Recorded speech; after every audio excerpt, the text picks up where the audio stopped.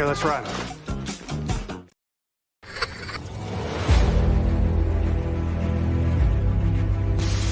Your mission, should you choose to accept it. It's a quest. It's a quest for fun.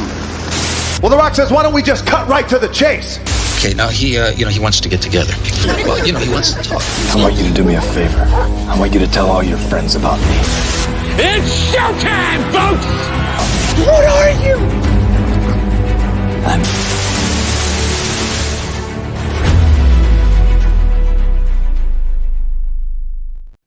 Greetings and salutations. Welcome to And I Quote, the weekly show where we introduce you to content creators of all shapes and sizes that join us from many and all corners of the nerd universe. We find out more about them and we take your questions.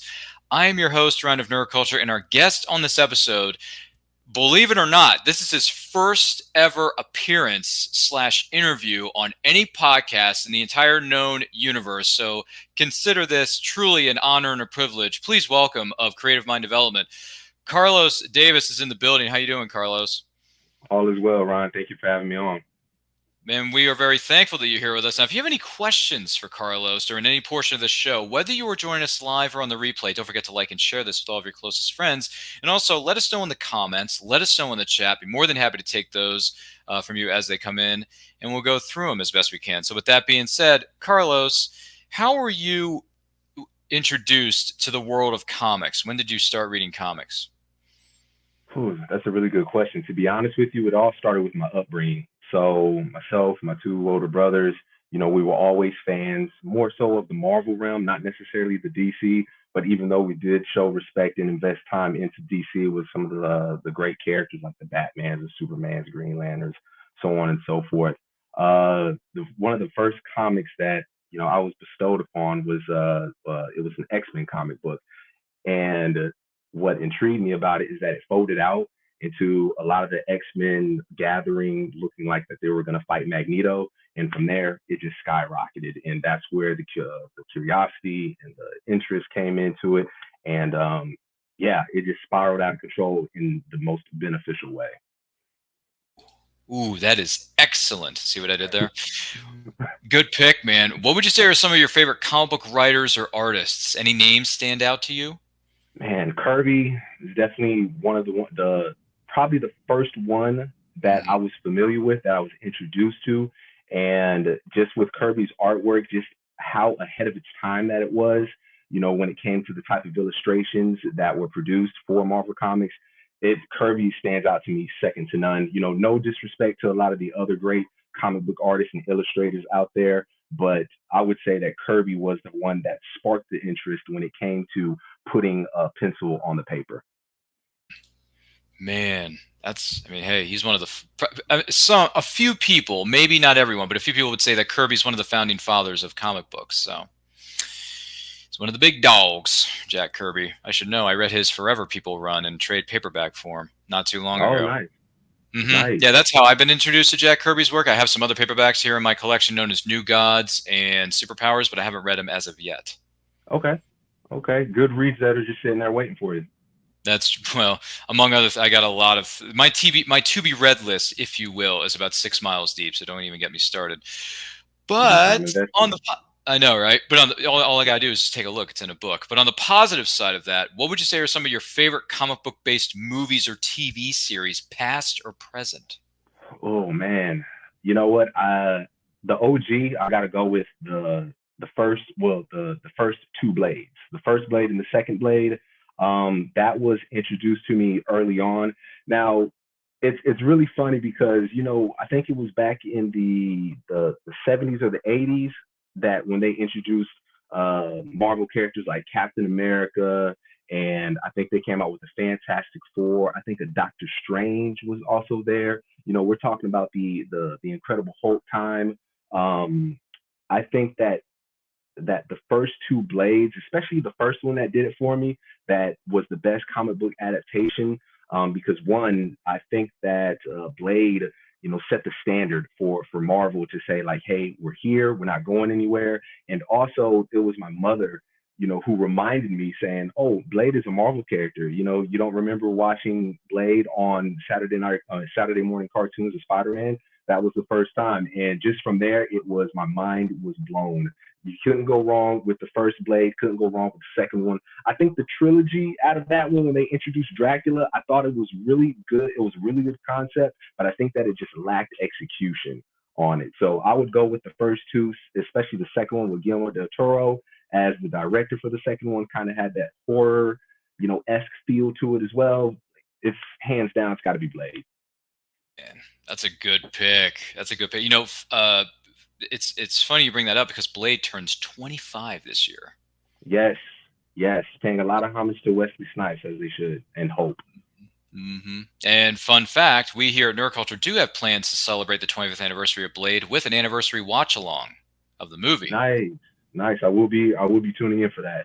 You just said it. You're a Blade fan, so you might as well. And by the way, something you said a moment ago about the Blade series. Yeah, Blade Trinity.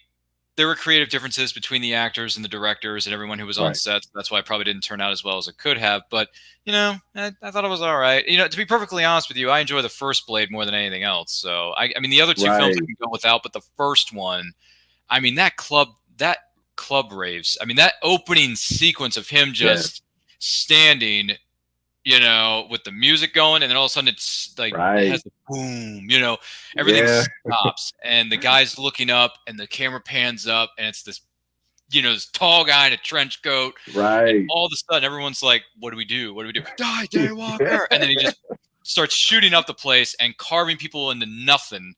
And the music's going, and I'm thinking, dude, this is one of the best character introductions, period. Ever. You can't go wrong with it. And you would hope that the one that they're coming out here in the near future, I hope that it really does justice when it comes to continuing that story. So, waiting on pins and noodles here. Yeah, I am curious as a bit of a Blade fan myself. I'm curious to see what they're going to be doing with it. Oh my gosh, man, that first film, the first 10 minutes of that movie are just bonkers crazy, but I love it. I absolutely flipping love it. But anywho, so when did you I'll go with that. When did you decide to become an artist? When did it start for you? Honestly, I think that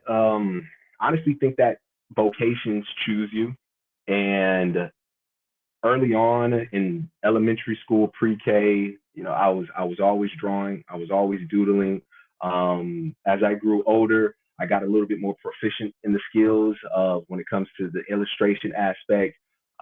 It started when I was really, really early on, that I just had a curiosity for things. And I remember that I was sitting at my mother and father's kitchen table, and I was with my older brother.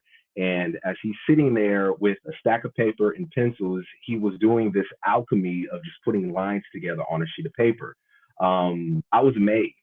I was probably no more than 6 or 7 years old, having that inclination just surface within myself, and watching him do that. I was astounded. And the first thing that came over me was, that's something to do. That's something worth my time. And from there, it graduated from a curiosity to an interest, into a passion, into an obsession.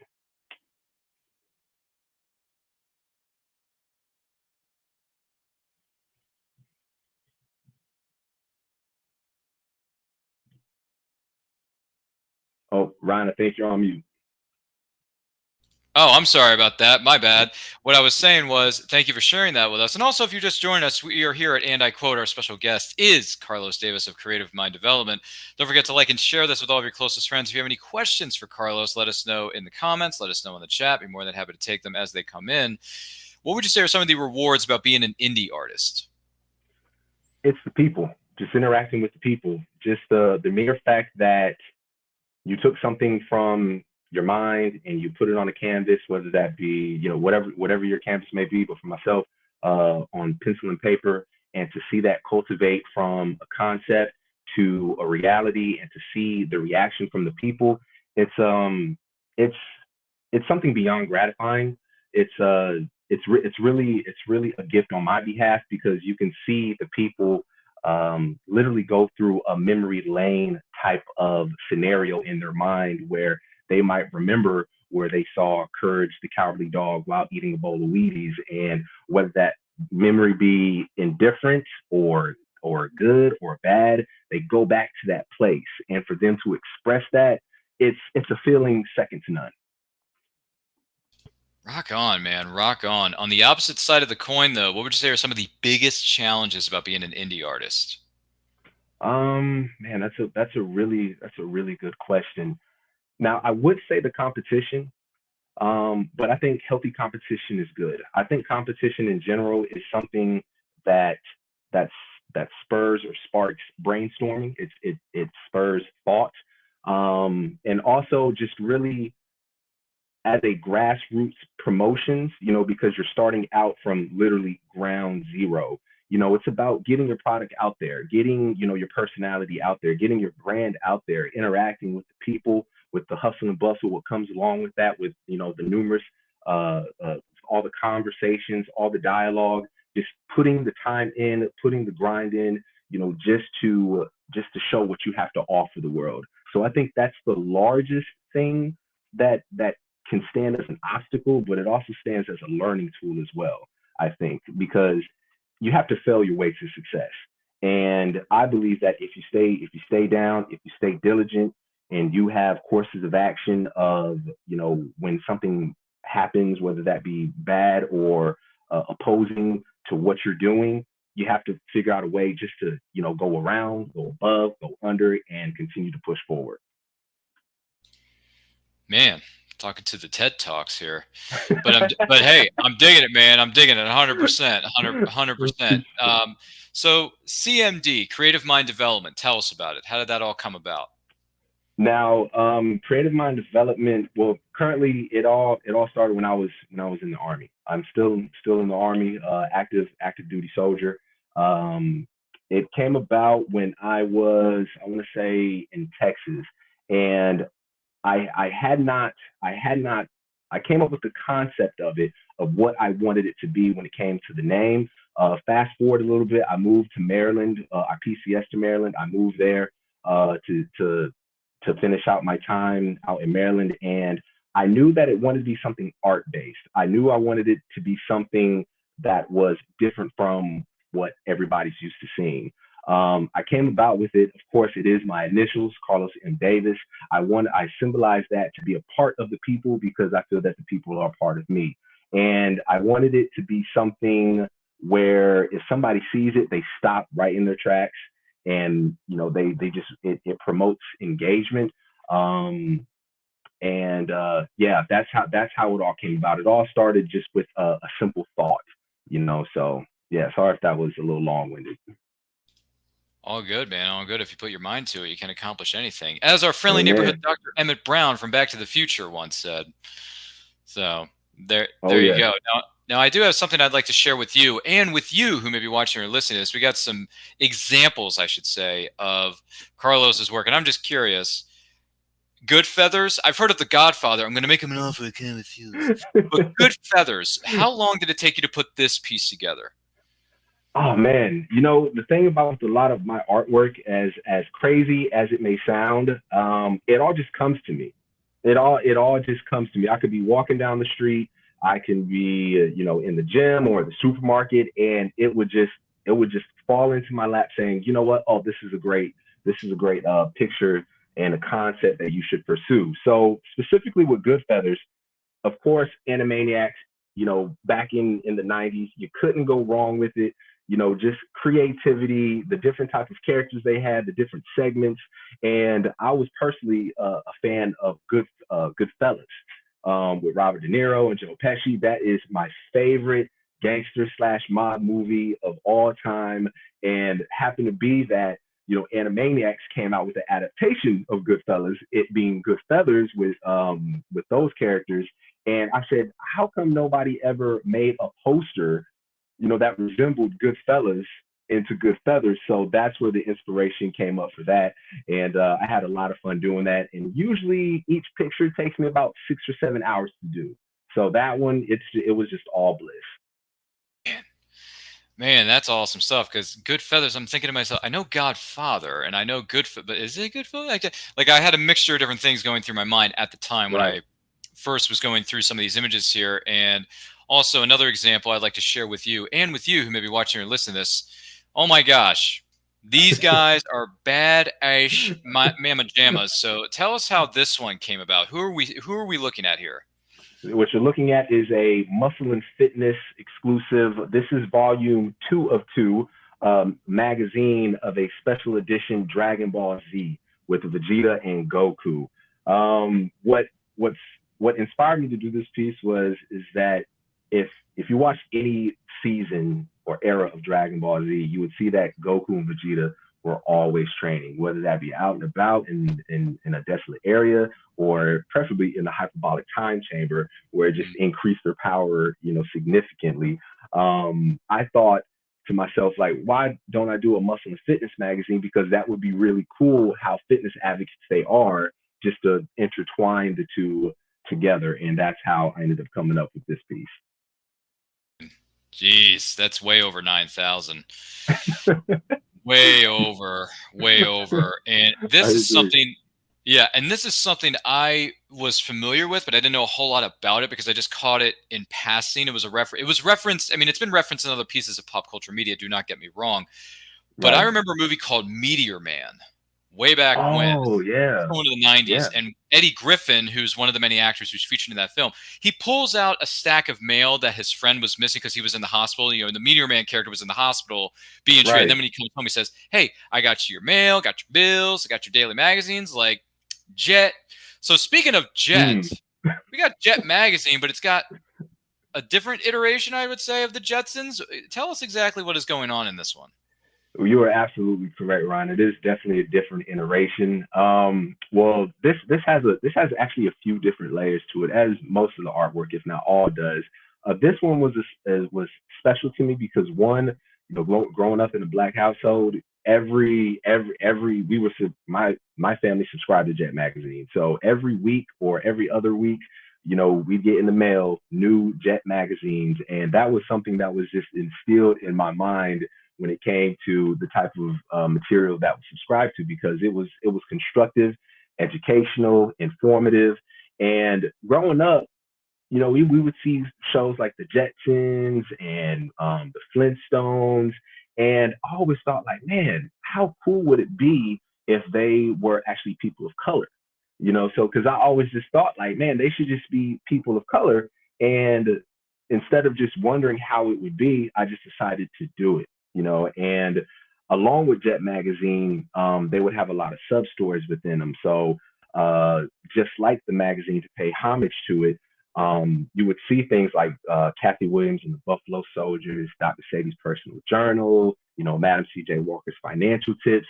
Now, these are all real people. So when people look at these things, they can actually take what is seen and they can research it themselves. It's also not just entertaining, but it's also informational and educational. So I wanted to try a compilation of things to pay homage to the old Jet magazine subscription. It's very unique, I gotta say. I've heard of Jet Mag because they mentioned it in this movie that I saw when I was a kid. I got the bills, Jet. Eddie Griffin's just rattling off all the random things he found in his friend's mailbox, and I'm thinking, oh, Jet, that's a magazine, right? Mm-hmm. Yeah. Right on. Like, you took it back too, man. With Meteor Man, I think it was Robert Townsend. Robert Townsend. That's right. Yeah, man. Like that movie was ahead of its time, and just to see things of that nature, it was just amazing. We definitely come a long way. Mm-hmm. I mean, you had a number of well-known actors and actors. I mean, it was like an all-star cast. You had Townsend, you had Eddie Griffin, you also had James Earl Jones, you had I'm going to pronounce his last name, but Giamatti. It was the actor who was the voice of Rafiki in The Lion King, and then he had his own show. I forget what it was. Oh, yeah. I know. He was in it. He was the dad or the uncle, I think it was, to Meteor Man's character. And oh my gosh, you had, by the way, Golden Lords. I mean, come on. It's a bunch of guys with these black leather jackets, and he's got little kids too in this gang. Like, he's got 10, 12-year-old kids in this gang. Just walking, and he says, "Yeah, hello, Mr. Byers. How are you? Yeah, we're just about to have lunch." And then the kids open up their lunch boxes, and it's like wads of $100 bills. You know what I mean? I'm just like, oh my gosh, classic.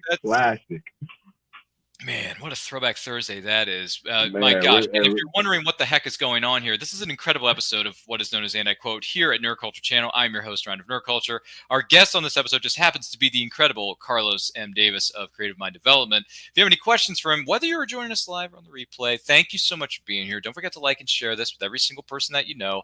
If you got questions, drop them in the comments, leave them in the chat. More than happy to take them as they come in. Now, this one, I'm curious. Has the voice actor for this particular character has seen this piece with the box of Wheaties and Courage the Cowardly Dog? I swear you're a mind reader, Ryan. Actually, yes, Marty Krabstein. Yes, he actually has. An interesting story behind this piece. Courage is one of the, I think maybe the second or third piece that I did when I started this journey of making a portfolio.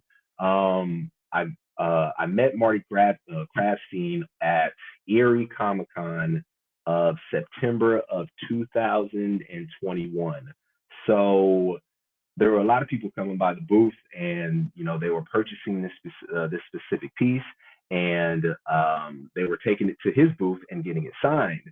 And lo and behold, we were almost running out of this particular piece, and I could hear Marty just yelling down, down. I guess you could call it just down the convention center. He was like, "Hey, I'm gonna come get one. I need one, save one for me." And he ended up coming to the table that myself and my wife were at. And he just showed, just so much gratitude, so much love. It was really appreciative because I personally grew up on Courage the Cowardly Dog. And as eerie as that cartoon was, it was a show that built up your self-esteem. I think that a lot of people might have overlooked just because of the type of animation and the tone that it set.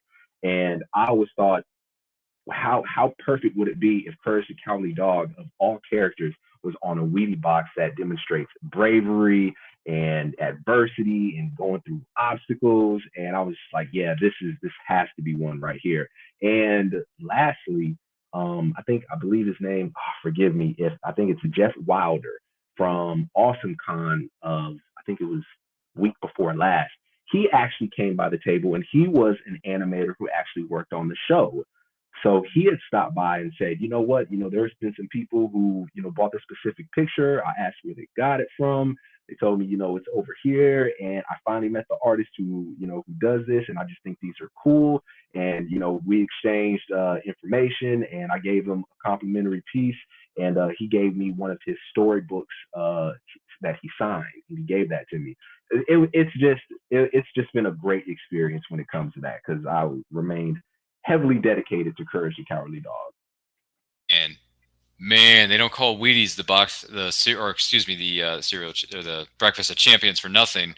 I'm telling you, man, you're the, you could put, honestly, with all those moments you just described to us here on set, you should be playing John Cena's song. My time is now. The champ is here. You can pull a JC, you can pull a John Cena. Much appreciated. Thank you. I definitely keep that in the back pocket. Dude, you should be playing that on your boombox at your booth. Be like, yo, my time is now, because all my pieces are out. People are seeing them. Celebrities are taking note of me. Like, your time is up. My time is now. Hey, I can't help it. I grew up watching pro wrestling when I was younger. I grew up watching it in the late 90s into the 2000s. Early to mid 2000s is when I kind of, stopped, because it was a phase. Yeah, you can't go wrong with that. You had a favorite wrestler? Well, here's the deal. So, and this actually segues into our next question, which I'll get to in here in just a moment. But when I first started watching professional wrestling, this is going back to 1998 AD, the year of our Lord. I was watching the Monday Night Wars between Vince and Eric Bischoff. So I was watching WCW and the WWE. I was flipping between the channels, right? The first wrestler I saw, I was watching WCW at the time. I was a big WCW fan. The first thing that came to my mind, my first wrestler that I gravitated towards as being a favorite, just to be perfectly clear, was the 7-foot-tall, 315-pounder, master of the jackknife powerbomb, big sexy, Kevin Nash, the leader of the NWO Wolfpack. All right. So he was the first wrestler I liked when I started watching the show. And I actually just met him for the very first time earlier this year, and I was so blessed by that. I have had so much fun meeting Kevin Nash. I had him sign a bunch of my wrestling stuff. I had him sign the Super Shredder Funko Pop, because if you may not know this, Kevin Nash was the man in the suit in the film Teenage Mutant Ninja Turtles 2, The Secret of Right. the Ooze, as the Super Shredder in the last 5 minutes of that film. Right. That was him. So I had him signed. You can't see it because it's off to the side of the set here, but he did sign my Super Shredder Funko Pop. That is awesome. How was that? Oh, dude, meeting him, I talked to him for like a good 15, 20 minutes, and I was just telling him, listen, when I started watching wrestling, you were the guy. You were the man. I was such a not only a big fan of yours, but I was a fan of the Wolfpack, brother. Yeah. Wolfpack. Love the NWO. Love the Wolfpack. I don't care what anyone, I mean, a lot of people have critiques about, you know, them dividing up the faction or whatever, but hey, I said, Kev, I'm Wolfpack for life. 100%. No matter what happens. I know it's NWO all the time, you know, because I do have a black and white NWO shirt, but I also have a Wolfpack shirt from way back when. I wore the shirt when we took our selfie. He was actually wearing an NWO Wolfpack shirt the day that I met him. What? And I thought, you know what? Everything just fell. Yeah, full circle. It was great. So he was my favorite, but also I was a fan of The Rock. Big fan of The Rock. I mean, it's Dwayne The Rock Johnson, man. Yeah. So I was watching stuff like The Rock and the Cruiserweights and some of the other wrestlers that they had over there. Like I remember watching the reality show Tough Enough when they were looking for the next superstar on MTV. Right. You know, watching all the. So but Kevin Nash is my first favorite pro wrestler. The only reason I brought up John Cena was because your time is indeed now, Carlos M. Davis. I appreciate it. But I'm just curious. Do you have a favorite wrestler? Does anything stand out to you? Bret Hart. Bret the Hitman Hart. Best there is, the best there was, the best there ever will be. Best ever will be. Like just a straight mathematician of the ring. You know, strategy, intelligence, storytelling, execution. Yes, like I love Bret the Hitman Hart, the Hart Foundation. You know, all of that. Probably a close second would be Jake the Snake Roberts. You know, that DDT. The DDT is so quick and so effective, and it just literally puts you on your head. And like just seeing that, but those two were definitely my favorites.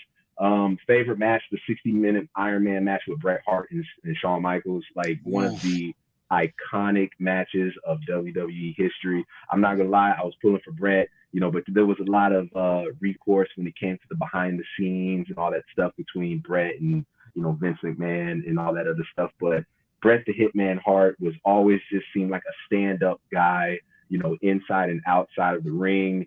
And like, yeah, he was just, when I watched Bret the Hitman Hart, it was like watching art, you know, because he was that smooth, that sophisticated, that thought out. And the sharpshooter is just, there's a reason why it's called the sharpshooter. So yeah, no, that's a fair point. You know, if I ever get a chance to sit down and talk with Bret Hart, that would be great. I mean, granted, I may have grown up watching him. They didn't use him very well in the WCW days, with all due respect. Agreed. But if I did see him, I would definitely like to talk to him about some of his matches because of all the things I've heard about him, he just loves the sport and he wants the matches to be great and he wants to tell a good story and he like rehearses with his fellow wrestlers. He wants to make sure everybody gets their time, and you know, if he has to put over somebody, he makes sure it happens. Right. Or, you know, he knows that, hey, you know, I have more experience than you, so trust me when I do this. You can't do this move. I can, you know what I mean? Like he was a tactician. He knew exactly what he wanted.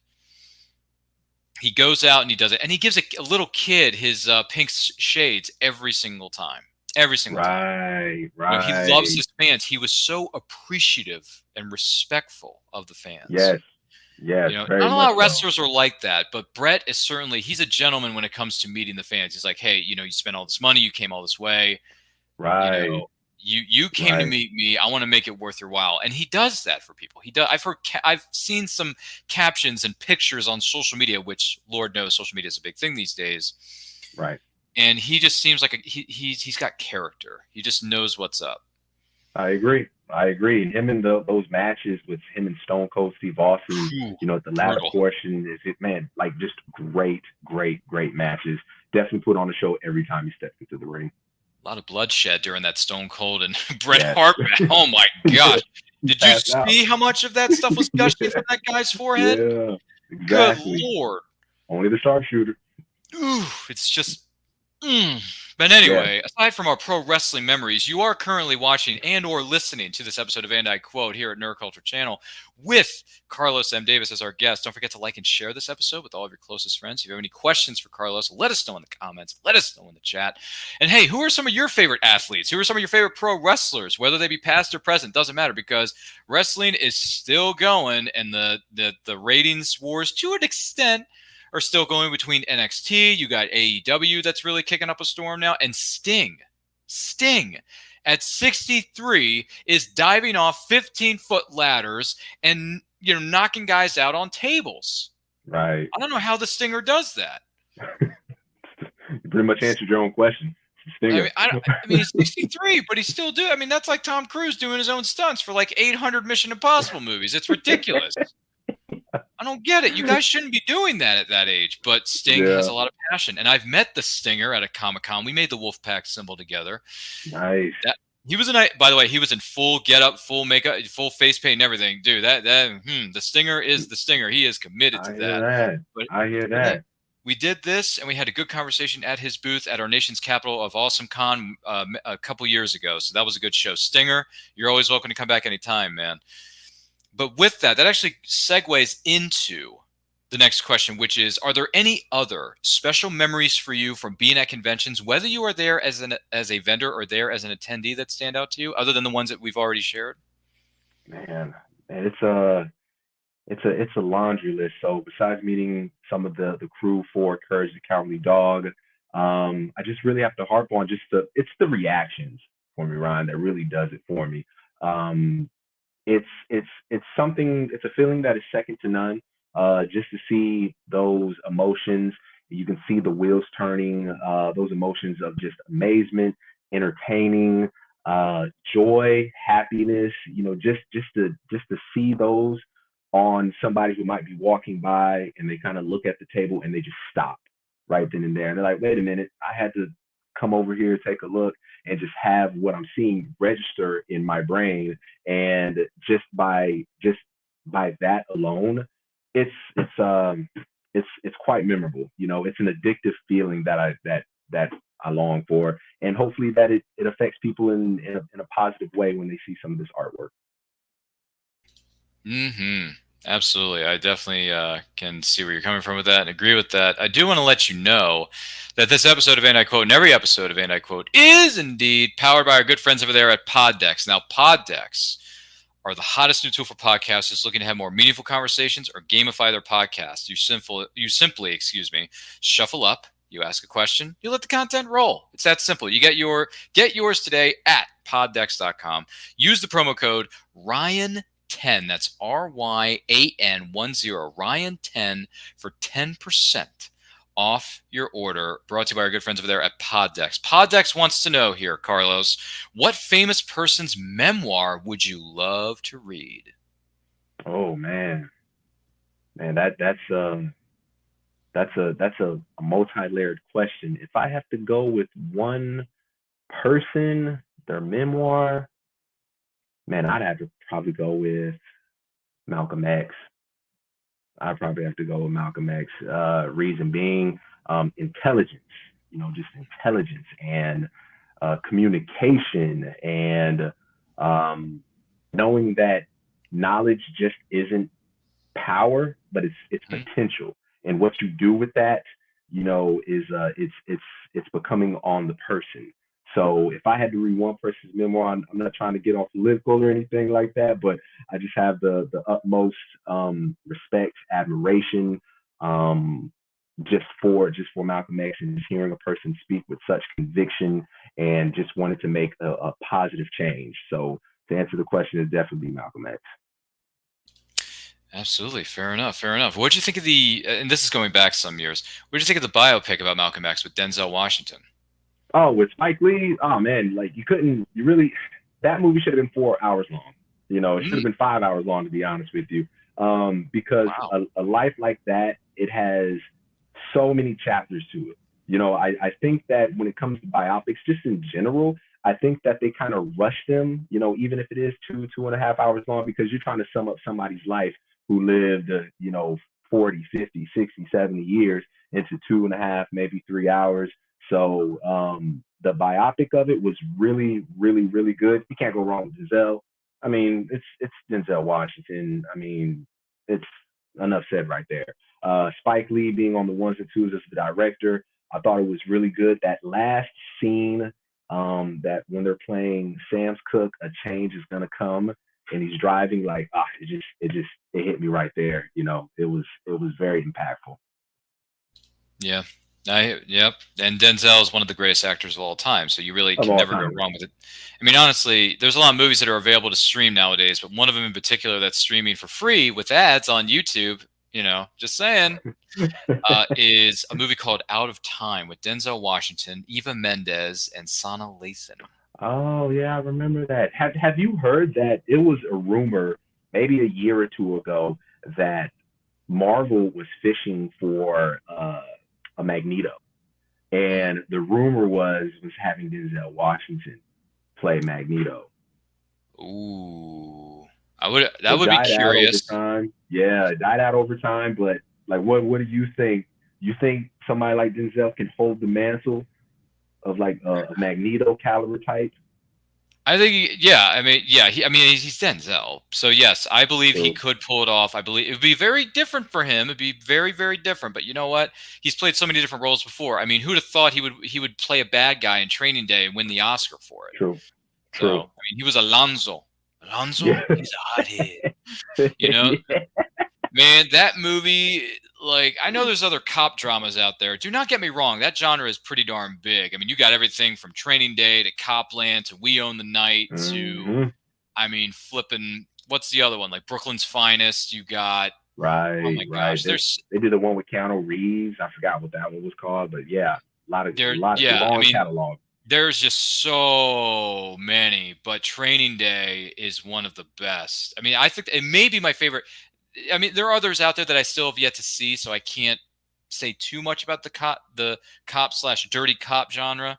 But Training Day was just it Yeah, takes place in a 24-hour period, right, and you're getting the lay of the land in those 24 hours from sunrise to midnight when he comes home. right. Ethan Hawke's character is all bloodied and tired, and he's ripped up from that fight with Alonso, and it's crazy, but it's a great film. If you've never seen the movie Training Day I mean, most people have, but if you have not seen the movie Training Day with Denzel Washington, Ethan Hawke, and company, treat yourself Right, because it's right. really good I character. It's agree. a character-driven piece, and it's Yes, a really darn good one. I mean, it's Antoine Fuqua for Pete's sake.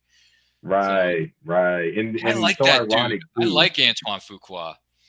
Heck yeah. And so it's so ironic about that movie. The one good deed that Ethan Hawke did out of the movie was the one thing that saved his life.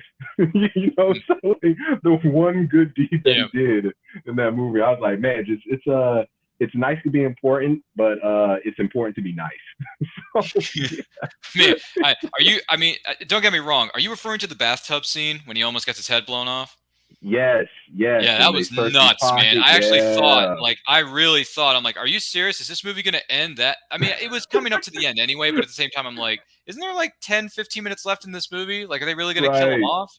right. Yeah, but He's like, it was how is he gonna get tense. out of this? Yeah, how is he It was gonna get out of tense. this? Like, the guy, he had two guys in with him. He had his two friends, right? His two other friends. And he's like, if you lie to me, swear to God, I'm going to blow it, blah, blah, blah, blah.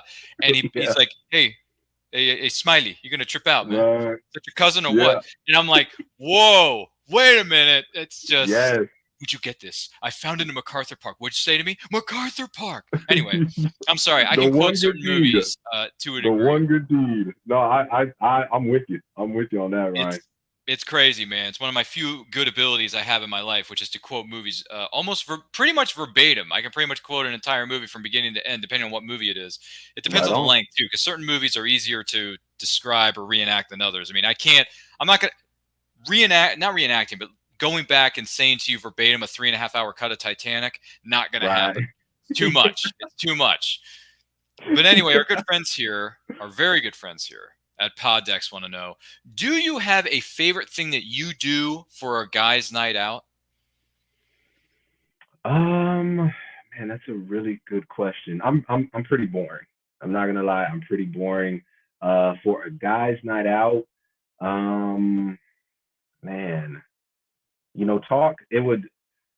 an ideal guy's night out for me would be with some of my closest associates, and we're talking about, goals, dreams, aspirations, networking, business, entrepreneurship, what we can do to implement those things, generational wealth.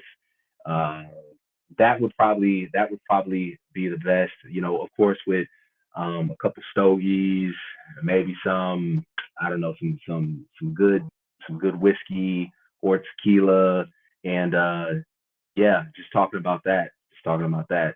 So really constructive is what I'm going for.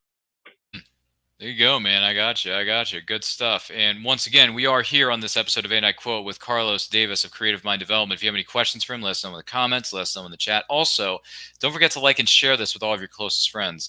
With that being said, Poddex wants to know, what is one thing that you wish you had the money to pay someone to do for you?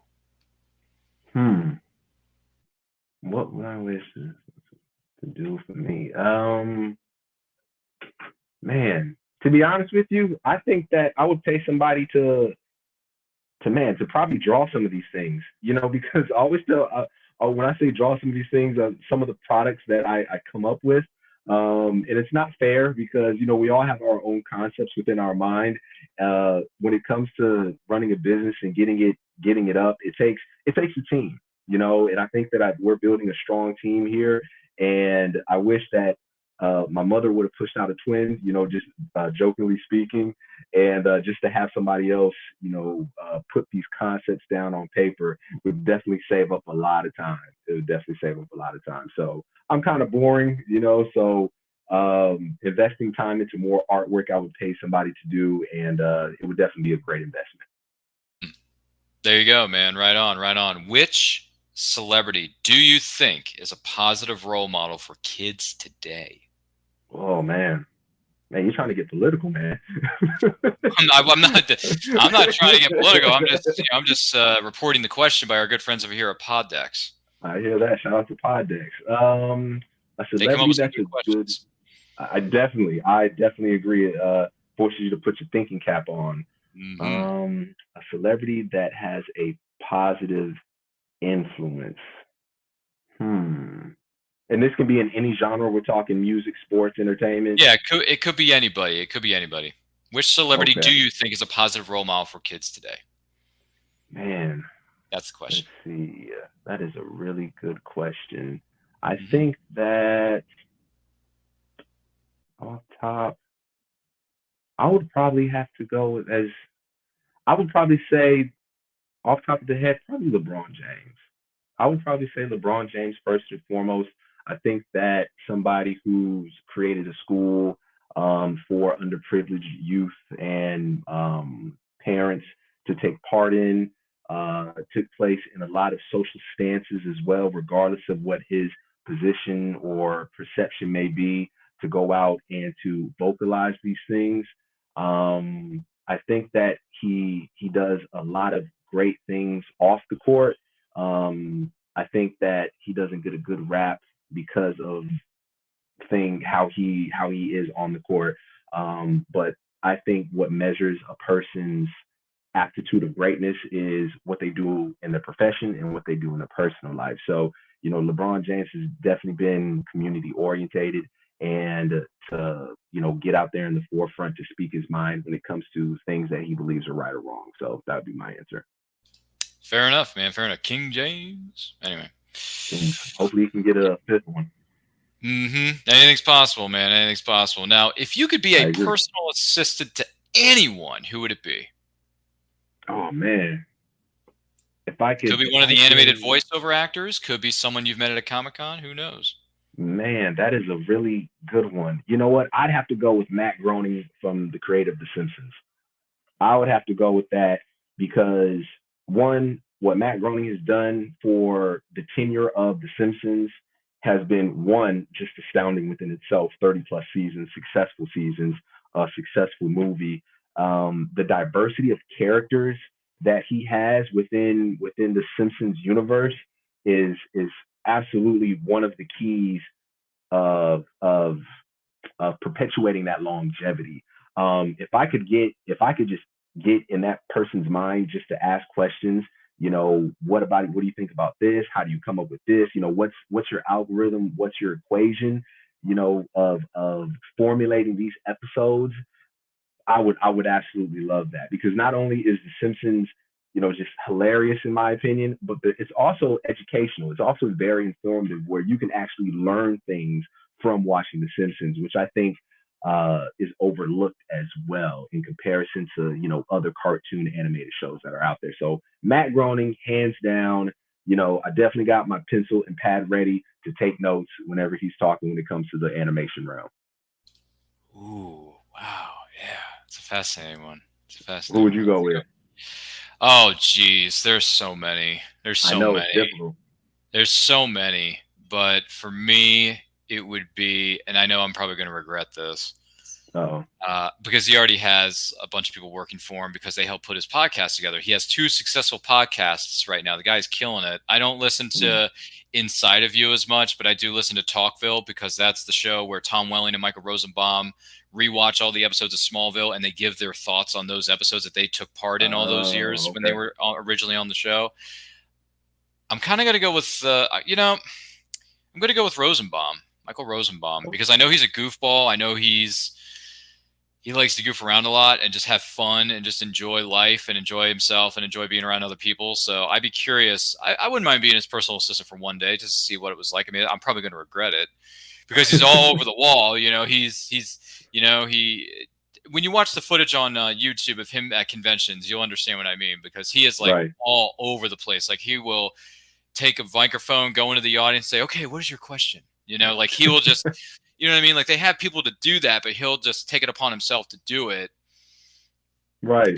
Because he's having so much fun, and he likes to have fun. He likes to goof off, and that's not necessarily a bad thing, but he's got way too much energy going into those veins of his. But hey, I hear that. He was a cast member of my favorite show of all time, Smallville. I love Superman. I love everything Smallville. That show got me through a rough time when I was first started watching it. Right. And that's what made me a bigger Superman fan than I already was. So thank you to Smallville. I've met a number of members of the cast so far at conventions, but I haven't met Rosenbaum, haven't met Tom Welling, who played Clark Kent, the lead role, haven't met Kristen Crook, who played Lana Lang, and a few others as well. So I'm looking forward to meeting them whenever the time arises, whenever the circumstances are right, because Smallville is my bread and butter. It is my baby. It is my thing. So I cannot wait to meet that cast once I get the chance to do it. Right. So cross your fingers, cross your toes, hope it happens. But you know what? The positive side to all this has been a great, great time talking with Carlos Davis of Creative Mind Development. Carlos, thank you so much for being on this episode of And I Quote. We greatly appreciate it. Where can the person watching or listening to this follow you on social media and everything that you have coming up? What do you got, big guy? Yes. So the website, if you want to, for exclusive prints, the website is creativeminddevelopment.com. I know it's a little long, but I promise you it's definitely worth it. When you get on the website, you'll see a plethora and an extensive catalog of exclusive prints. When it comes to Instagram, Creative Mind Development, once again, the Instagram is more so the behind the scenes and new projects that are coming. Also on TikTok is more so also Creative Mind Development as well, for up and coming shows like Comic-Con, Span Expos, and other art festivals that we will be a part of. And lastly, but not least, Twitter at carlosmdavis.com. Those were some of the handles, and I hope to hear from you and hopefully see you and talk and just make some memories and have some laughs. Absolutely. Thank you so much for being here, Carlos. We do greatly appreciate it. I will talk to you in just 1 second here.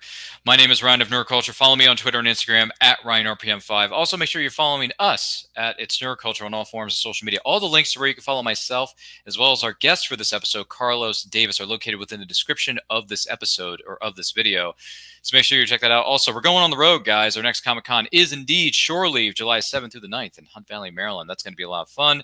And then at the end of July, we're going to GalaxyCon in Raleigh, North Carolina from July 28th through the 30th. So make sure you check that out. More dates will be announced, so stay tuned for that. Also, we got movie anniversary watch-alongs. We got a whole bunch of other things coming your way very soon. Also, we're this close to hitting 1,000 subscribers on this YouTube channel. Once we do, we're going to throw a great big live stream celebration with returning favorites, some special surprise guests, and some special giveaways for you, our incredible fans and subscribers. We cannot do this without you. We greatly, greatly appreciate all your support you've given us. Whether you are just joining us or whether you've been with us since the beginning, we greatly, greatly appreciate it, because indie supports indie. That's what we do around here, and we love doing it. We're going to continue to do it until we can do it no longer. So don't forget to like, comment, share, subscribe, ring that notification bell so you get notified of when our next video goes live. And in the meantime, stay healthy, stay strong, stay safe. And remember, life is better when supporting independent creators of all shapes and sizes, and life is also better when reading. Take a look. Famous Faces and Funnies in Melbourne, Florida is leading the way in pop culture fun. From comic books and graphic novels to Funko Pops and collector's items, Famous Faces and Funnies has it all. Rick Shea and the professional team at Famous Faces and Funnies are friendly and knowledgeable. Whether you're looking for toys, props, collector treasures, or a new comic book, Famous Faces and Funnies is your one-stop shop. To find Famous Faces and Funnies on Facebook and Twitter, just type at FFF Comics.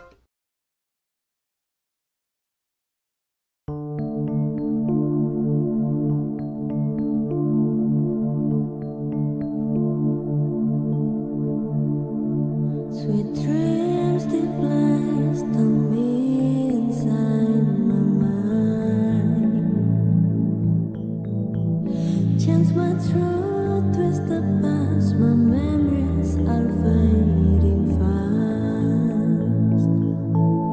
Am I still missed?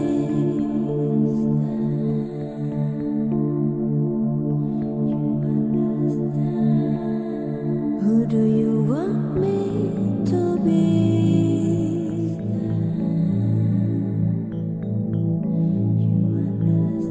Am I still missed?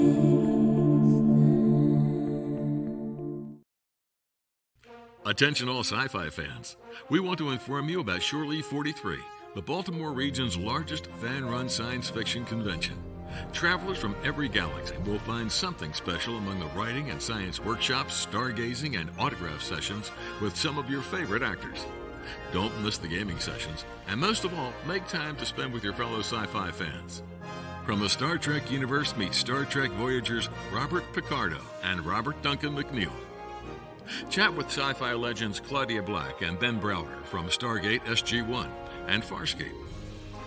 If you enjoyed comedy with your sci-fi, then stop in to talk with Penny Johnson-Gerald and Peter Macon from The Orville. Also scheduled to appear are Aliana Huffman from Riverdale, Bonnie Gordon from Star Trek Prodigy, and from Battlestar Galactica, Grace Park and Aaron Douglas. Sci-fi and fantasy writers David Mack, Michael Jan Friedman, Keith R.A. DiCandido, Kelly Fitzpatrick, and Derek Tyler Attico, along with many others, will be giving workshops, signing books, and talking with fans.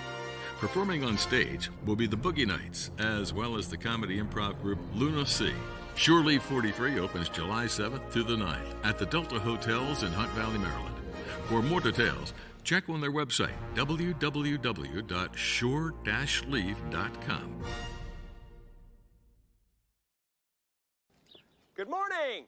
Oh, and in case I don't see you, good afternoon, good evening, and good night.